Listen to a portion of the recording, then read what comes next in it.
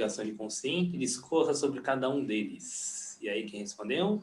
3 tipos de investigação: investigação do inconsciente para conscientização, apenas para desligamento e para conexão. Para a primeira, que é para conscientização, revelam características da personalidade, atitudes, tendências, posturas que a pessoa traz consigo através de vários anos e vidas, para que possamos identificar quais características aquela pessoa deve trabalhar em sua reforma íntima do ego. Nessa investigação também ocorre o desligamento. Eu coloquei entre parênteses, sempre no ponto ótimo. Mas o foco geral dos mentores é tratar de forma psicoterápica aliado ao alívio do desligamento. A 2, que é apenas para o desligamento, eu coloquei que são investigações que os mentores oportunizam para tratar casos de fobias, medos e depressões e dores originadas de vidas passadas. O objetivo é a cura desses sintomas, mas muitas das vezes detecta características também que devem ser trabalhadas. E a 3, que é para conexão, eu coloquei que são as investigações que os mentores usam para mostrar à pessoa que ela já foi feliz, que ela já teve uma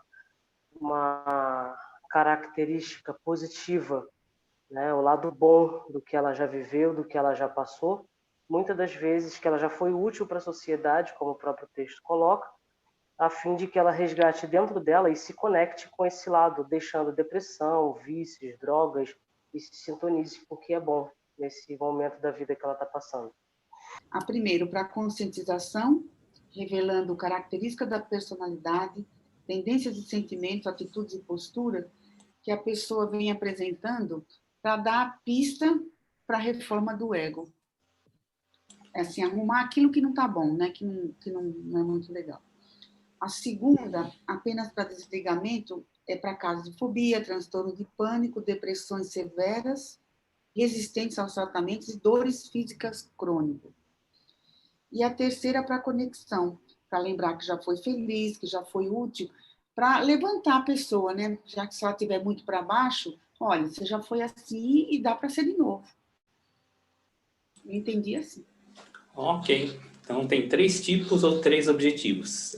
Desligamento, conscientização e informação ou ligamento também. É a mesma coisa. Informação e ligamento é a mesma coisa. Através dessas investigações, a gente vai perceber em qual nível de tratamento que a pessoa está. Se ela está no básico ou no avançado. Como é que a gente sabe que a pessoa já está no nível de tratamento avançado? Quando as investigações começam a vir em forma de informação ou ligamento. Então, quando as pessoas começam a fazer as investigações e só começa a vir ligamento ou informação, é sinal que ela já está no nível avançado do tratamento. A TVP, ela só trabalha com um objetivo, que é desligamento. Parte consciencial de informação, eles não chegam até esse ponto. Por quê? Porque na TVP ou em outras terapias regressivas, não lidar com a parte do mundo espiritual. Essa é a grande diferença. Bom, aproveitando aí, a gente já responde a quarta. Quais as diferenças entre a investigação de consciente da PR e a TVP? Então, meio que eu já respondi para vocês, né? Que a TVP só tem o objetivo de desligamento. Sendo que a nossa investigação de consciente, além de desligamento, tem conscientização e informação ou ligamento. Alguém respondeu diferente aqui? Para Márcio, com relação à parte do desligamento da questão anterior, isso para mim é bastante assim, é realmente uma investigação que ela tem esse propósito de aliviar uma marca profunda na personalidade congênita, né? Que mantém a pessoa conectada a esse evento passado e impede a sua evolução. Então, certas vivências passadas, elas podem produzir dissabores, fobias, ansiedade, e devido ao enorme conteúdo emocional, pode se converter em trauma. Agora, essa parte, Márcio, eu fiz uma pesquisa também sobre isso, sobre os traumas. Então, esses traumas, eles são transmitidos de geração em geração, através da impressão desses traumas no DNA humano. É uma coisa também que eu já estudei desde a época do genoma humano. Eu fiz questão absoluta de acompanhar isso, comprar um livro do coordenador do DNA humano, né? Então, sabe-se que 5% do DNA somente é responsável pela construção do corpo. Os outros 95% são metadados, ou seja, meta é algo que não está ligado ao físico, né? Metadados, e que precisam ter suas finalidades descritas pela ciência, coisa que ainda não aconteceu. Só que a ciência ela já comprovou, através de experiências em camundongos de laboratório, que um trauma pode passar para gerações subsequentes. Deixa eu explicar melhor isso.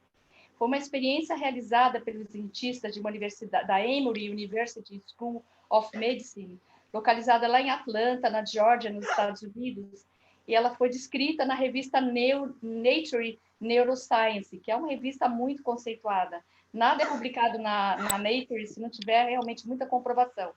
E esses camundongos, eles se esquivavam de determinado odor e passavam essa aversão aos seus filhos e netos.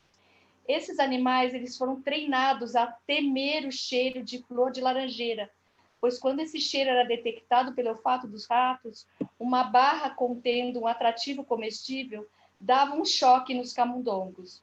Esse trauma produzia uma marca nas células reprodutoras dos ratos e, consequentemente, marcava o DNA das células reprodutoras, que é transmitido de pai a filho. Então, esse trecho do DNA, não sei se alguém já ouviu falar sobre isso, o DNA tem trechos, né? Ele produzia uma marca nessas células, né? Deixando essa marca no DNA, que é responsável pela sensibilidade à essência de flor da laranjeira, e ficava bastante ativo nas células reprodutoras dos camundongos que foram sujeitos a esse choque.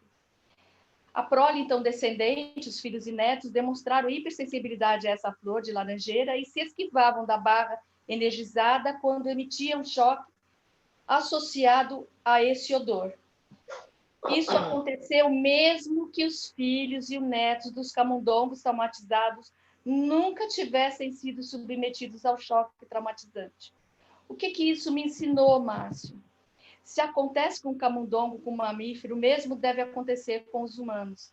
Afinal, esses medos instintivos, eles foram responsáveis pelos humanos terem chegado até os dias de hoje, apesar de sermos seres bastante frágeis.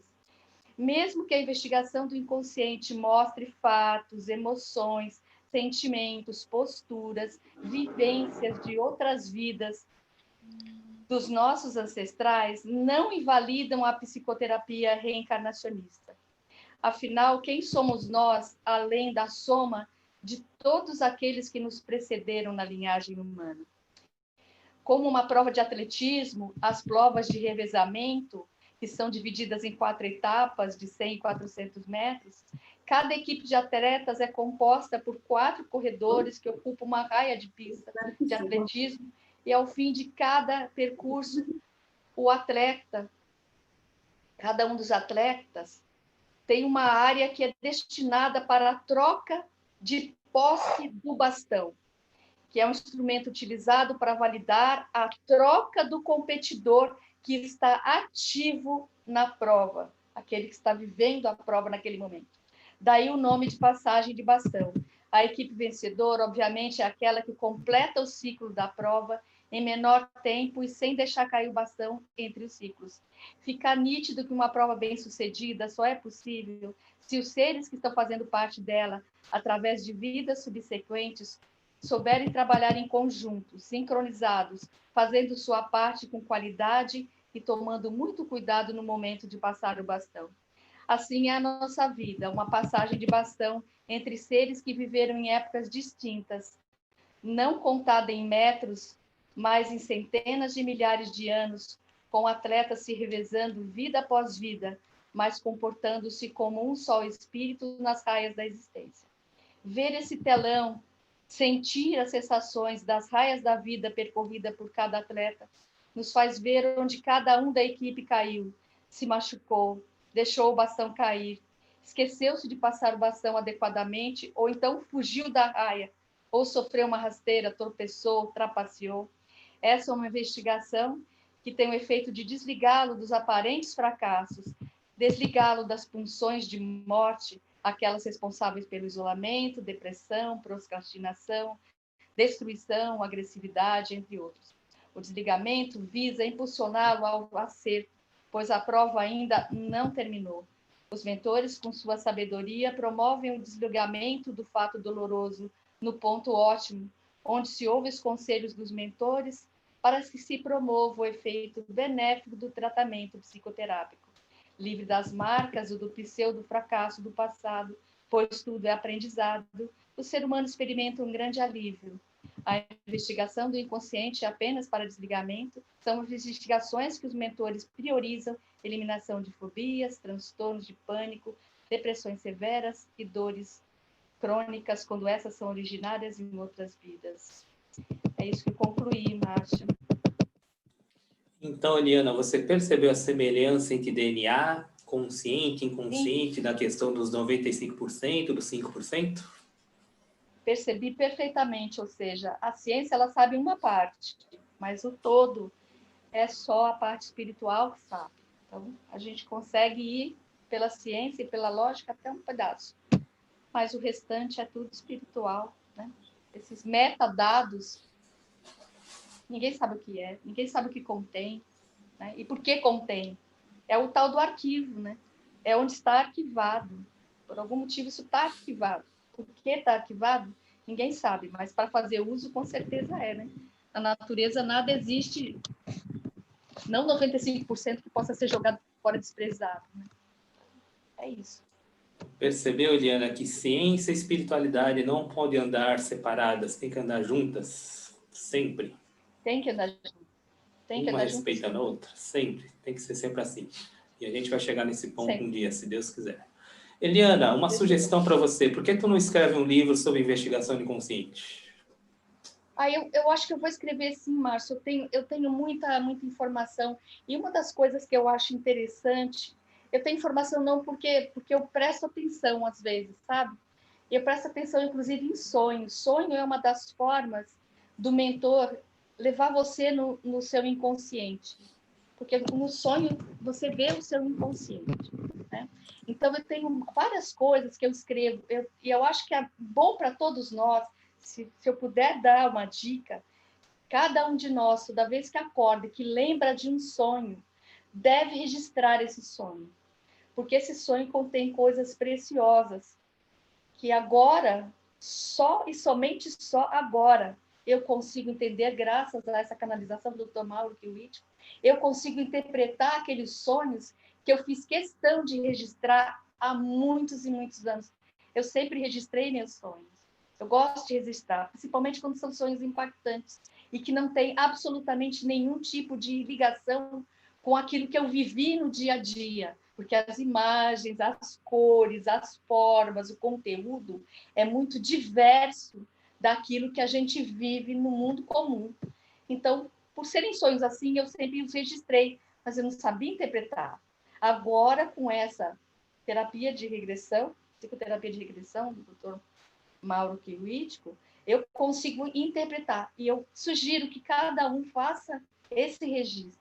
Então, eu tenho bastante conteúdo, sim, para escrever um livro. Com certeza. Com certeza eu tenho bastante conteúdo. Boa dica, Márcio. Boa dica. Se precisar de ajuda, pode contar comigo, tá, Eliana? Muito obrigada, muito obrigada.